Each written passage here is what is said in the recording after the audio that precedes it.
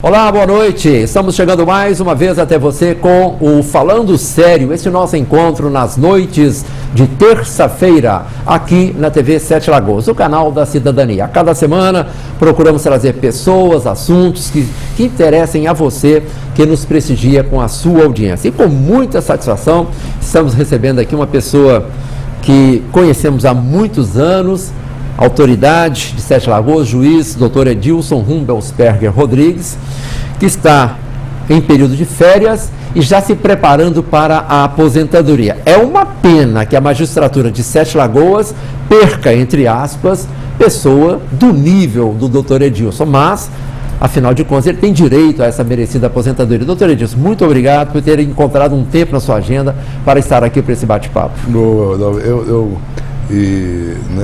Eu estou me colocando aí à disposição da Sociedade de Sete Lagoas, dos meus funcionários, para fazer esse anúncio e também para agradecer. E em programa de televisão, digamos, é o primeiro que eu estou ouvindo, é a primeira entrevista que eu dou, não é, com a minha saída, e estar aqui exatamente com você, falando sério, é bom demais. Eu agradeço realmente essa primazia, né? Porque são 26 anos de magistratura, 20 em Sete Lagoas. 26 anos de magistratura, 20 anos só em Sete Lagoas e 42 anos de contribuição previdenciária. Então eu acho que eu trabalhei muito em todas as três comarcas por onde eu passei. Na verdade, eu trabalhei muito a minha vida toda. Eu sempre trabalhei muito. Desde quando eu fui bancário, depois advogado e depois como magistrado, eu sempre trabalhei demais.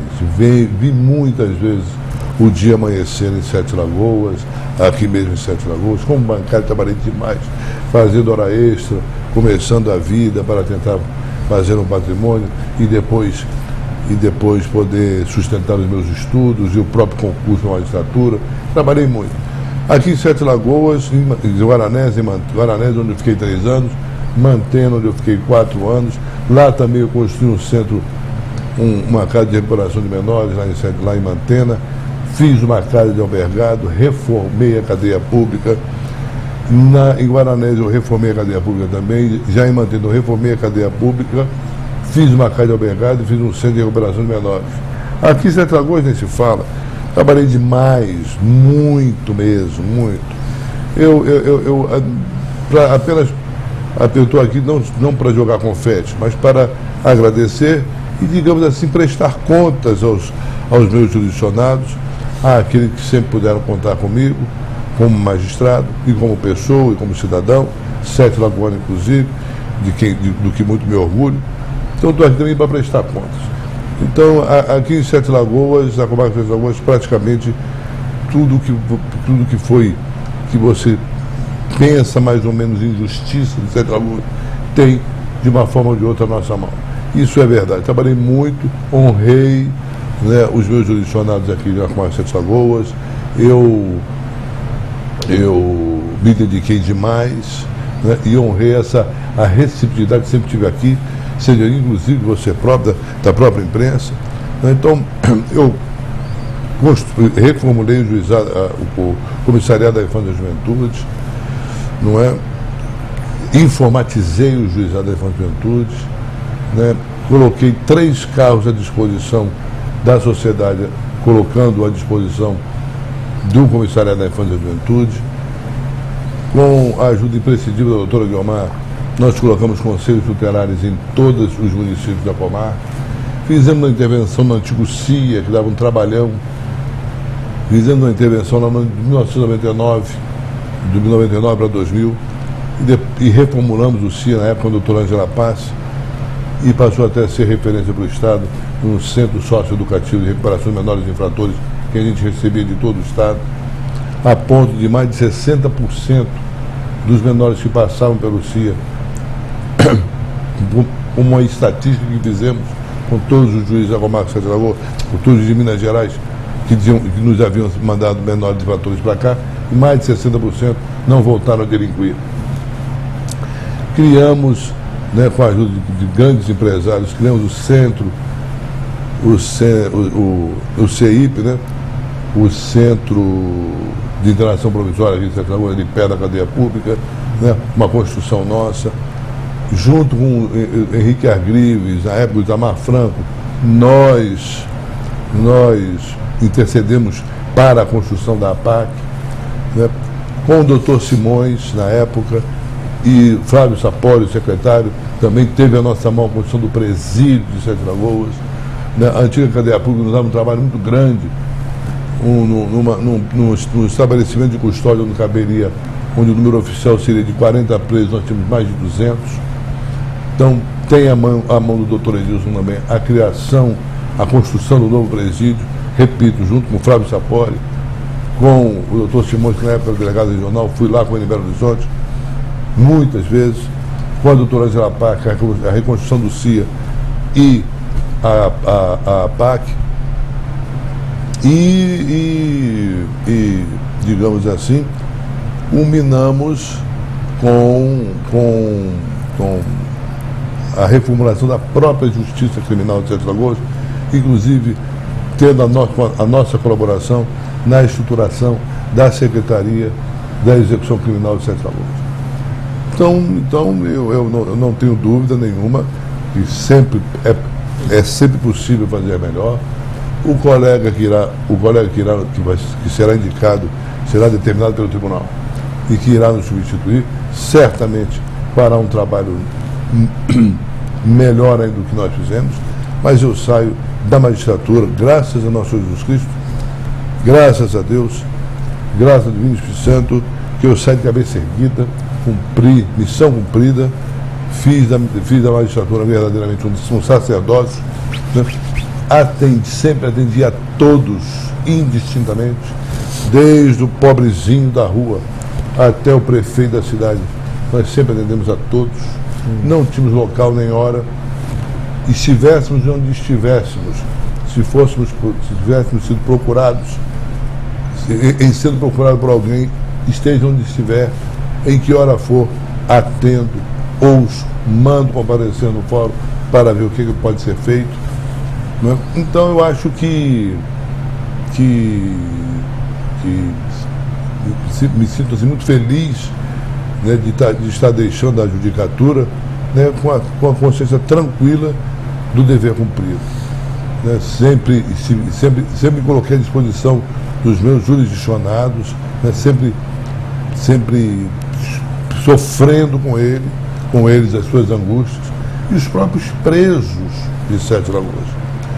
Tanto os menores infratores que estão custodiados no CSE, como os presos, nossos jurisdicionados detentos do presídio de Sete Lagoas, eu tenho certeza que ninguém abre champanhe para comemorar que foi condenado a 10, 15 anos de reclusão. Mas até os presos de Sete Lagoas, eu tenho a tranquilidade de dizer que, e não obstante, né, ninguém fica satisfeito de ser condenado pela justiça, mas eles têm a certeza de que foram tratados com respeito, com dignidade, né, resguardando sempre a ampla defesa. Sempre fui solidário aos presos, sempre fui, modéstia à parte, um juiz rigoroso, nunca fui de soltar fácil o delinquente, mas sempre fui um aliado dele no sentido da sua recuperação, no sentido de ser solidário ao sofrimento dele também, que afinal de contas ele também sofre e muito. Jesus mesmo disse: estive preso e não me visitaste. Então, logicamente, que Jesus não mandava soltar o preso, soltar o criminoso, soltar o delinquente, soltar aquele que violou gravemente as regras sociais, mas ele mandava visitar o preso, ou seja, significando dizer ser solidário ao sofrimento do irmão que desviado e que está encarcerado. Então eu sempre respeitei muito os meus jurisdicionados presos de Sete Lagoas, Japomar, e assim foi nas outras comarcas. Então eu me sinto assim muito de coração, muito em paz. Eu estou, quando me lembro de todas as hipóteses e alternativas que tenho após ou com a minha aposentadoria, todas elas me trazem paz.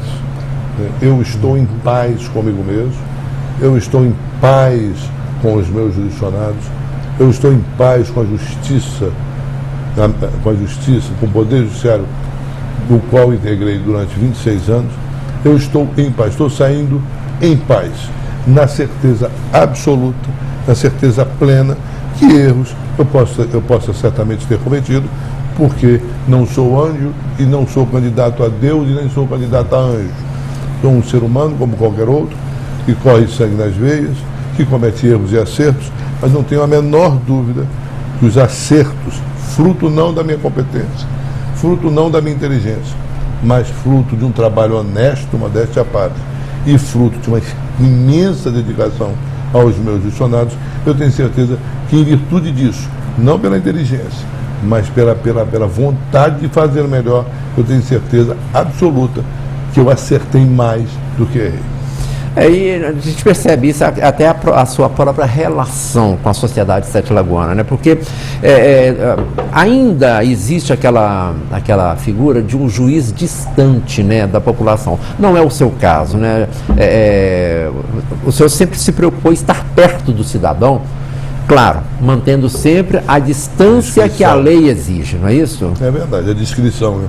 E eu me lembro perfeitamente, eu fiz um blog, até se os telespectadores quiserem ver, está ainda muito incipiente ainda, mas vou dar uma melhorada. Eu acho que entra da seguinte maneira: www.facebook.com.br/página Dr. Edilson, página sem acento, Dr. Dr. Sem ponto, Edilson, tudo junto, página Dr. Edilson. Então, www.facebook.com.br/página Dr. Edilson. Ela já tem algumas coisas que podem ser vistas, podem ser analisadas, podem ser criticadas. Mas eu pretendo colocar nesse blog toda essa nossa trajetória.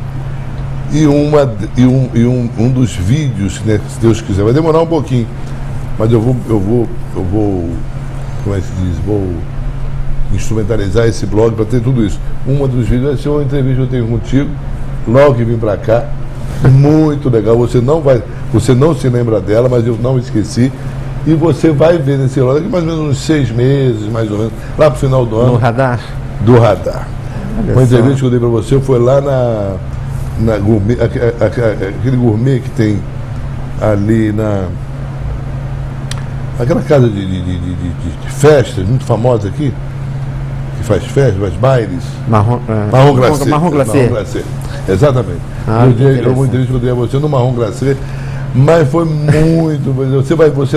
Você vai sentir saudade realmente quando você ver essa uma surpresa para mim, eu não sabia disso.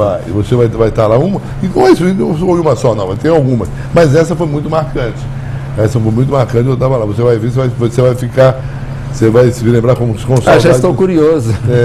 Lá para dezembro, se Deus quiser, eu já contratei um rapaz. Então, lá para dezembro, acho que esse blog está completamente completo. Que bom. Vamos dizer assim, vai ser legal. Que ótimo. Eu acho que é isso mesmo, porque ao longo desse... Porque, inclusive, eu estava até comentando antes de começar o programa, o senhor está há 20 anos em Sete Lagoas e o Radar tem 20 anos, né? O Radar completou 20 anos. Exatamente. Então, logo que o senhor chegou para cá, a gente teve esse contato e foi uma relação sempre respeitosa, mas muito cordial também. E muito assim, como é que eu posso dizer? Muito respeitosamente íntima. Guardados os limites normais. Nós sempre fomos muito solidários, muito íntimos, né? Assim, no sentido de a gente ser não só uma relação profissional, mas uma relação de duas pessoas que se gostam, que se respeitam, que se amam, que se admiram, né? Então é uma história muito bonita nós dois, que às vezes... com o Radar. Que bom, eu fico muito feliz de ouvir isso. Que às vezes, inclusive, se encontrava em campos de futebol, por que não, né? Muito. Torcendo pelo Democrata. Torcendo pelo Democrata, a gente se divertia junto, a gente né, vibrava junto. Mas sabe o que eu penso? Assim, inclusive reforçando aquilo que eu falei agora há pouco, doutor Edilson, eu acho que essa postura, não só sua, mas com muitos outros magistrados, reforça isso de que o juiz é um cidadão, é um ser humano, como o senhor falou, que comete erros também. não é? Então, acho que isso é muito bom, porque mostra para as pessoas que é um cidadão como qualquer outro, só que por uma circunstância, ele está numa posição que tem que julgar atos das pessoas, não julgar pessoas, julgar atos das pessoas. E aí há que haver a necessária separação, não é? Sem dúvida. Eu falo sempre isso nos nossas sessões do Tribunal do Júri, né? Que a gente não julga as pessoas, que a única pessoa que tem autoridade moral suficiente para julgar outra pessoa é nosso Senhor Jesus Cristo. Só Ele tem a condição moral suficiente para julgar uma outra pessoa. E nem ele fez isso. E nem ele fez isso. Eu não falo para, inclusive, para adúltera, né? Eu não te julgo. E não tem ninguém aqui para te julgar também, não. Vai e não peques mais. Quer dizer, então né,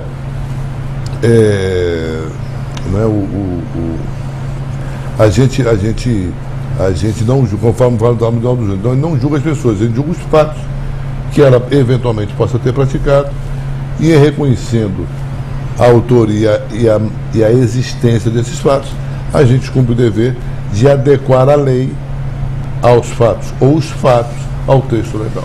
Doutor Edilson, um tema que é muito recorrente é a chamada dosimetria de uma pena.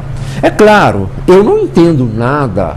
Eu vejo que uma pessoa que cometeu um delito foi condenada a um certo número de anos, uma pessoa que tenha cometido algo semelhante teve uma pena diferente. E num momento como esse, o leigo, aquele que realmente não entende, pode pensar que não está havendo justiça naquilo ali, né? Na chamada dosimetria da pena. Eu imagino que deva ser uma tarefa muito difícil para o magistrado, né? No momento de estabelecer o tamanho dessa pena. Não é difícil. É sim, eu costumo dizer, num dos textos que eu escrevi, eu falo que a sentença é como se fosse um parto doloroso. Não é fácil tirar de dentro do processo e de dentro de nós mesmos e dentro de si uma sentença criminal, ou uma sentença qualquer, especialmente a criminal, né, onde você não tem o direito de errar. Eu costumo dizer, embora haja o duplo grau de jurisdição, embora haja os recursos, né, de toda sorte ao juiz não é dado o direito de errar. Eu não posso prender uma pessoa e depois, desculpa, eu prendi você errado, me desculpa, eu prendi você. Eu queria prender aquela pessoa, eu prendi você. Mas você me desculpa. Isso não cabe no magistrado. O mal já está feito. O mal já está feito. Então não cabe. Ao magistrado não é dado o direito de errar. Mas embora então seja uma tarefa difícil, né, mas não é difícil quando quem o faz é uma pessoa vocacionada para aquilo ali. Você, por exemplo, um jornalista, um homem culto, um homem inteligente, um entrevistador, e você pode sair de uma festa, entrevistar, e você faz isso com a maior desenvoltura, conforme nós estávamos conversando em off, você não precisa nem preparar uma pauta, né, tal a competência, a desenvoltura com que você conduz as suas entrevistas. Isso por quê? Porque você é vocacionado para isso. Eu acho que se eu saísse da minha cadeira de magistrado e sentar na sua cadeira de entrevistador, talvez eu tivesse uma imensa dificuldade. Por quê? Porque eu não tenho a vocação que você tem para o jornalismo. Então eu acho que é uma tarefa difícil, sem dúvida, mas não vou dizer que é uma coisa tão assim complicada, na medida em que exerce aquela função quem tem vocação para tal. Então eu costumo dizer, se eu tivesse vocação para ser faxineiro, eu seria faxineiro com muito orgulho. E procuraria ser o melhor. Procuraria fazer o melhor. Se eu fosse um gari, ou fosse faxineiro, procuraria varrer a cidade como ninguém, né? Mas eu costumo dizer, eu não nasci para ser faxineiro, ou gari, ou médico, ou arquiteto. Eu nasci para ser magistrado. Eu não tenho dúvida nenhuma. Isso se manifestou muito cedo. É a magistratura. Ela se manifestou muito cedo. Eu diria, para ser sincero, o que se manifestou muito cedo foi o amor e a paixão pelo direito. Pelo direito. A magistratura veio como consequência. A magistratura depois veio analisando, bom, tudo bem, mas o que eu vou fazer com o direito? Né? O que eu vou fazer? Não era suficiente ser apenas advogado. Na sua visão? Não é questão de ser suficiente. Eu acho que o Filipinho, por exemplo, meu filho, que você conhece, Sim. ele quer ser advogado. Engraçado, ele não quer ser defensor, não quer ser membro do Ministério Público, ele não quer ser juiz, ele quer ser advogado. Eu acho ótimo. O professor de advogado, Ibis Ganda Martins, esse magnífico jurista, é advogado. Né? Paulo José da Costa Júnior é advogado. Então é uma questão mesmo de vocação. Eu acho que eu advoguei durante 6 anos, advoguei até razoavelmente, advoguei durante 6 anos, e senti que não era a minha praia não era aquela. Seu projeto de vida não era aquele? Eu senti que eu nasci para dar a cada um o que é seu. Né? E o advogado é porta-voz do seu constituinte. Ele pode não estar convencido da inocência do seu constituinte, mas ele vai e tenta demonstrar ao juiz a inocência dele. Não porque ele, advogado, seja falso. É porque ele é o porta-voz do seu constituinte. Tem que ser fiel a ele. Tem que ser fiel a ele. Isso gera conflito? Para quem não é vocacionado, sim. Como, por exemplo, para mim. Isso gerou um certo conflito para mim. Você vivenciou isso? Vivenciei isso. De eu ter que defender algo que eu não acreditava. E eu acho que o advogado tem que fazer isso na medida em que ele, como advogado, ele não estaria como pessoa, como cidadão, como um ser autopensante, e sim um porta-voz de uma pessoa. Aquela pessoa só pode se defender perante a justiça através de advogado. Então o advogado é apenas o elo entre o seu constituinte e a justiça. Então ele tem que falar, ele tem que passar a versão de seu constituinte. O que o seu constituinte quer dizer para a justiça. Então ele é um mero porta-voz e ele é um mero empregado, vamos dizer assim, um intermediário no seu constituinte. Doutor Edilson, e numa situação como essa, que eu falou que já vivenciou, a defesa pode ser não tão boa quanto fosse se o senhor tivesse plena convicção daquilo que estava defendendo? Eu não tenho dúvida. O advogado que não só ele é vocacionado para ser o porta-voz de seu constituinte, como ele também acredita na inocência dele, né? Então, sem dúvida que a defesa e essa intermediação será ainda mais competente, né? Vai fluir com mais naturalidade, né? Vai ter mais argumentos. Mais argumentos, né? A própria eloquência dele, o próprio modo de colocar a coisa. Né? Você falou em eloquência, e a gente lembra de grandes oradores nos tribunais, né? E eu vou lançar o assunto aqui já recebi o sinal de que nós temos que fechar esse primeiro bloco. Eu não sei se eu vou saber fazer exatamente a pergunta. Há advogados que são grandes oradores. E há quem diga que essa oratória vence a causa. Então a minha pergunta seria mais ou menos o seguinte: realmente isso existe? E se existe, é possível quantificar isso? Você vai receber depois do intervalo. Doutor Edilson Rummelsperger, com muita satisfação, é o nosso convidado de hoje no Falando Sério.